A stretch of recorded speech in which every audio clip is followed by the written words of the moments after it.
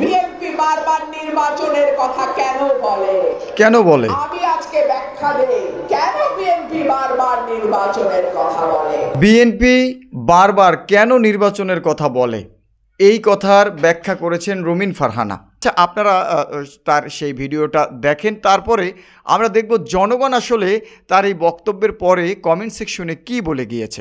BNP বারবার নির্বাচনের কথা কেন বলে আমি আজকে ব্যাখ্যা দেই কেন বিএনপি বারবার নির্বাচনের কথা বলে।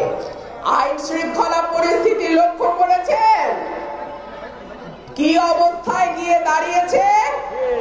হাইজ্যাক, ছিনতাই, রাহাজানি, বোম দিয়ে জিনিসপত্র ছিনায় নেওয়া, দিনে দুপুরে বাড়িতে বাড়িতে ডাকাতি করা, ঢাকা শহরে এটা এখন প্রতিদিনের ঘটনা হয়ে গেছে।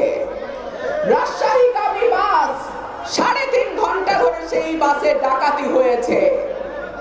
আমাদের মোহাম্মদপুর, মিরপুর, সাভারের মতন এলাকাগুলো, উত্তরার মতন এলাকাগুলো সন্ধ্যা নামলে মানুষ এখন ভয়ে ঘর থেকে বের হতে পারে না।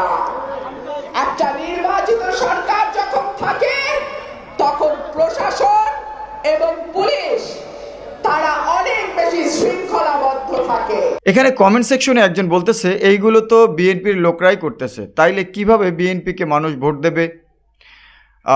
ওই যে রুমিন ফারহানা বলল যে রাত্রে ডাকাতি হচ্ছে, ছিনতাই হচ্ছে, চাঁদাবাজি হচ্ছে, এগুলো এই ব্যক্তি বলতে যাচ্ছে বিএনপির লোকেরাই করছে। তাহলে কি এই চাঁদাবাজির লাইসেন্সটা আরও পাকাপোক্ত করার জন্য দ্রুত নির্বাচনের কথা বলতেছে। দেখেন, আরেকজন কমেন্ট করছে দ্রুত নির্বাচন চাই, চাঁদাবাজি করতে কষ্ট হয়, ক্ষমতা ছাড়া অনেকেই চাঁদা দিতে চায় না। খুব সুন্দর লিখেছে। তারপর আরেকজন লিখেছে বিএনপি ফাঁকা মাঠে গোল দিতে চায় আর চাঁদাবাজি করতে চায়, তাই বারবার নির্বাচন চাই বলে।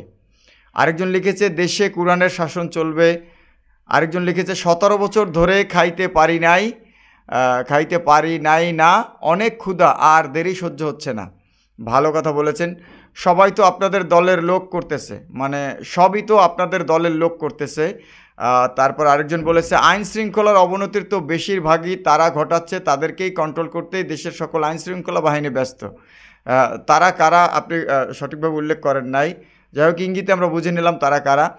দেশে লুটপাট, চাঁদাবাজি, ডাকাতি করতেছে তারা সব বিএনপি ও আওয়ামী লীগের নেতাকর্মী, কারণ নির্বাচন দেওয়ার জন্য তারা নির্বাচনের জন্য বিএনপি নেতা এগুলো করাচ্ছে যেন বলতে পারে দেশের অবস্থা খুবই খারাপ।